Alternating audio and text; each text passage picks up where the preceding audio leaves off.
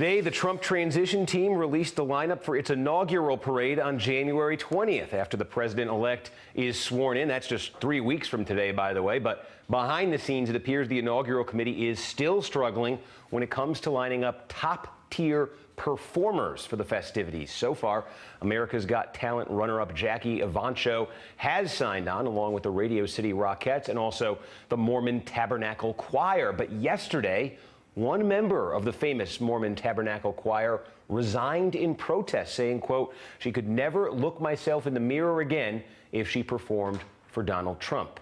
Joining me now is that now former member of the Mormon Tabernacle Choir, Jan Chamberlin. She joins me from Salt Lake City. Jan, thanks for taking a few minutes. I guess here's what I'm asking. I'd be curious about, were you being forced by the Mormon Tabernacle Choir to perform? Were you given a choice, your job or perform, or were they telling you you don't have to perform and you've resigned anyway?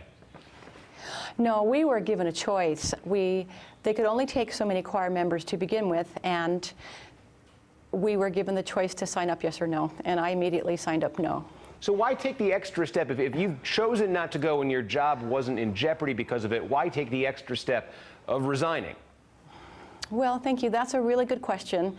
But the longer I thought about it, the more that I felt I needed to go beyond just quietly choosing not to go. I was concerned about the image that it's giving to others throughout the world. I speak for myself personally. This is my personal view speaking. And I had to take a stand on what I felt was right.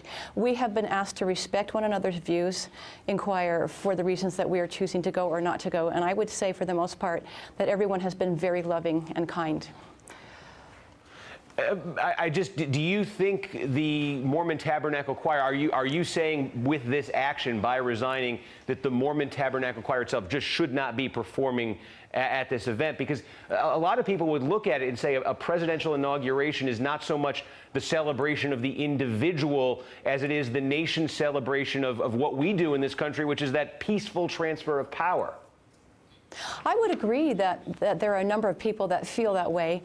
Let me just share this. One of the things I respect about my faith is the value that we place on family, on thinking and researching issues, on acceptance of other people, and unconditional love. And I feel that there is a large segment of the world who absolutely adore the choir and love its message, which is to bring goodwill and hope and inspiration to others. And there are a number of people, and I speak for myself and appreciate the support of those who feel this way also. There are a number of people that feel that going out to sing for this particular candidate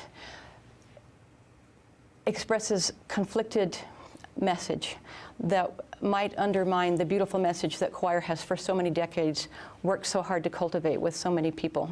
I guess it's not just America's choir, it's also the world's choir too. Yeah, and I understand what you're saying. At the same time, you call him a candidate. He's going to be the president of the United States, and he's going to be the president of the United States because he won the election. And I'm just curious whether it's the Mormon Tabernacle Choir. I've heard other groups talking about this idea of essentially boycotting the Trump presidency. Is that a good idea when we can have our objections to candidates, but we have the election and the country speaks? We do have to, at a certain level, acknowledge the result, don't we? I think I agree with you on that, and I value that in our country we have the freedom of speech under the First Amendment. For me, this is not a political issue, however, because the choir has gone out for many other candidates of varying parties when they've been invited to sing.